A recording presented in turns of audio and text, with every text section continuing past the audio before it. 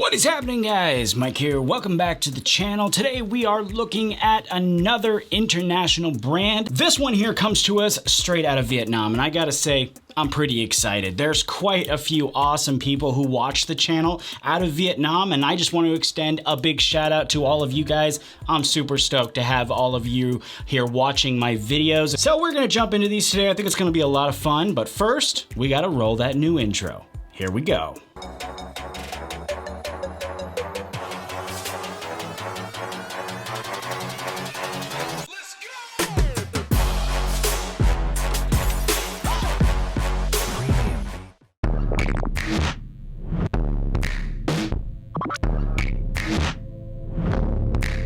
Alright, so we got a lot of cool stuff to cover today, but before we jump into that, I want to quickly share with you a new little thing we're doing monthly here on the channel with the watch brand movement. Every month, I'll be wearing and featuring the best-selling watch from the previous month for you guys to see, and I'll be wearing them in every single video for the month that I have it. So here, actually, we have December's top-selling watch, the Chrono in Gunmetal. I am really enjoying this watch. I think it looks awesome. No matter what your opinion is on movement or watches, I'm just giving you my opinion and what I think, and I really like these watches. That's why I'm featuring them. So I'll be wearing it for the rest of the month, and then next month I'll feature a new watch, the top seller from this month. And before you guys get all up in arms and start commenting all kinds of crazy stuff, this is not a paid feature. I do not get paid by Movement. They offer you guys a coupon code. Yes, that's just from them to you. I don't actually get anything from that either, and I'm perfectly fine with anyone trying to prove otherwise, or people saying I'm full of it because I don't get paid by them. Go ahead and prove it.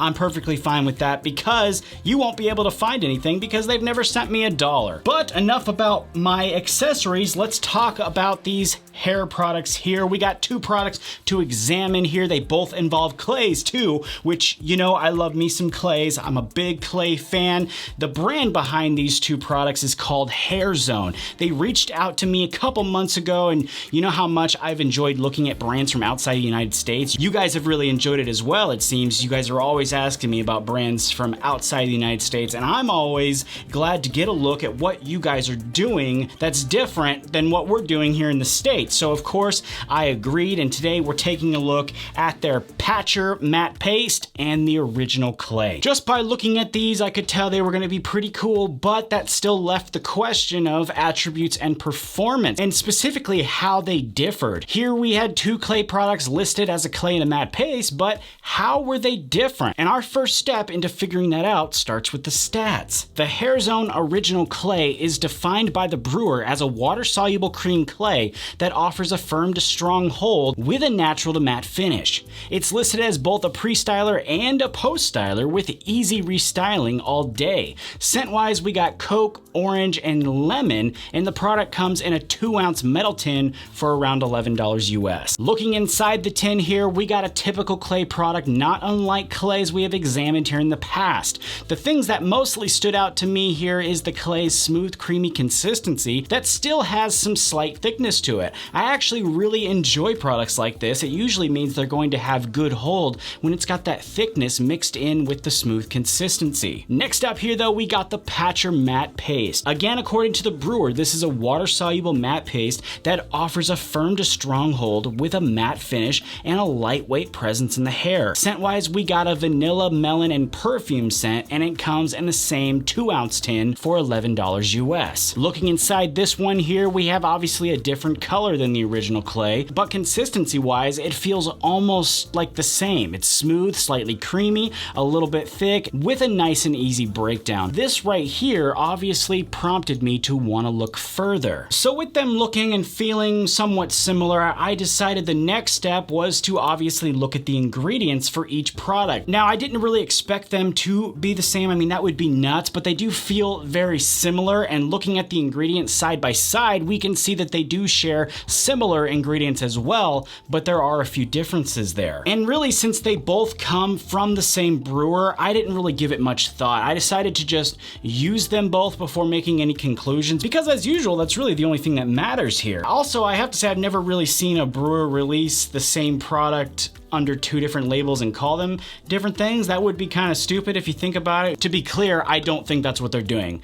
You know, just for anyone, I don't want anyone to get the wrong impression. I don't think that's what they're doing. I do think that they feel somewhat similar, and I am gonna show you why I say that here when we get into the demo. So let's jump into that real quick. Let's start here first with the original clay. What we got here, of course, is clean, dry hair, and I am using about 2 total scoops here. And as I apply it into my hair, I feel a nice and easy application with a little bit of dry bits in there, which is something I expected, as well as a kind of waxy, slick feeling. I also see here that from that even distribution, we are able to get a good shape and style, but if I wanted a cleaner cut look, I could use a comb. Using my standard comb, though, is a bit hard. I found it did kind of tug and pull a little bit, but using my wide tooth comb worked very well, worked perfect actually. It's able to just glide through there, hardly any tug, and it shapes really well. Let's just go ahead and jump into endurance here. This is 4 hours in, and I really think it mostly looks the same, which is great. Maybe some of that waxy finish has lifted a little to reveal a good matte finish there, but overall the hold is still the same. At 8 hours in, I think we got pretty much the same look here with maybe a bit of deflation going on there in the front, which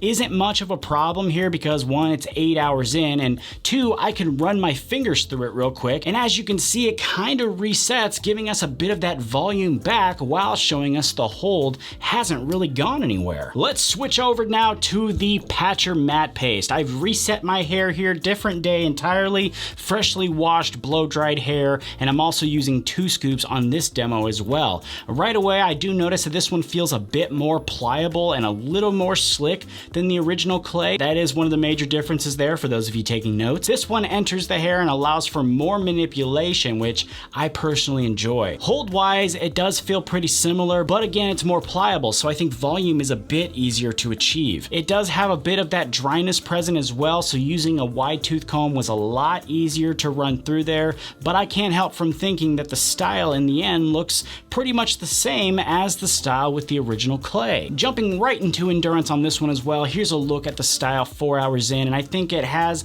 lost a bit of hold there, definitely some deflation going on. The finish, I think, has remained fairly consistent here, and at 8 hours in, I think for sure it deflated, but once again, we can run our fingers through it and just get it to reset a little bit. Not as good as when we started, which is a +1 to the original clay, but again, we are talking 8 hours here, so overall, I'm not disappointed. I really think that one of the major differences here between the 2 products has to do with the feeling while styling. I think that the Patcher is a little bit more pliable in the hair. It allows you to get a nicer shape than the original clay, but the original clay, on the other hand, probably gives you a little bit more endurance. So we're gonna talk about that here in a second a little bit more, but those were kind of the major differences that stood out to me. Other than that, they were fairly similar, which wasn't bad. The scents on these for me, I think probably were the only real problematic area that I found during my testing. If I have to choose one, I think the original clay has the better scent of the 2. The Patcher was actually the one that I liked the least, but once it's in the hair, it's actually not that strong, so I guess that's a plus. If I'm just being honest, though, the scents, they just weren't my favorite. Not the biggest deal. Let's move on to the washout now, though. The washout, I think, was a slam dunk. Both of these guys washed out with just water, no trace of the product left.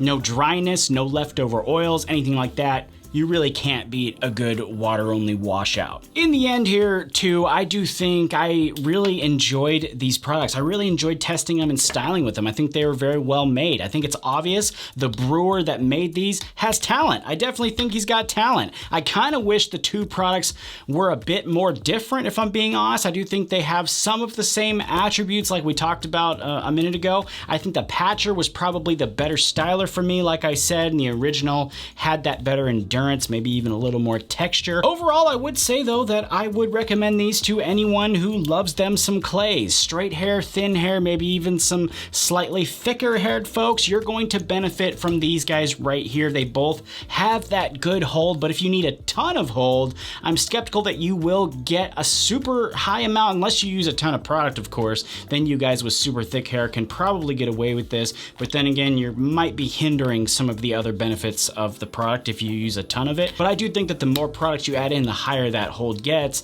so it probably will work out in my opinion. If you did like what you saw here today though, and you'd like to check out Hairzone, I will leave links and a coupon code in the description there for you to check out if you're interested. Also, I thought it'd be fun for you guys to comment down below which product you thought was better. Which one did you guys like better? I'd love to see your answers and see which one you guys thought you might like better as well. So leave that down below for me to check out. I will try to respond to all of you. I really appreciate all of that. That though is our episode for today. You guys know what to do here already. Make sure you smash that like button, subscribe, share, all that good stuff. We are going to close out this episode today with a brand new subscriber spotlight, so make sure you stick around here in a second for that. Thank you again for stopping by today and checking out this video. I will, of course, be back with you guys here again very soon. Until then, take it easy. I'll see you next time.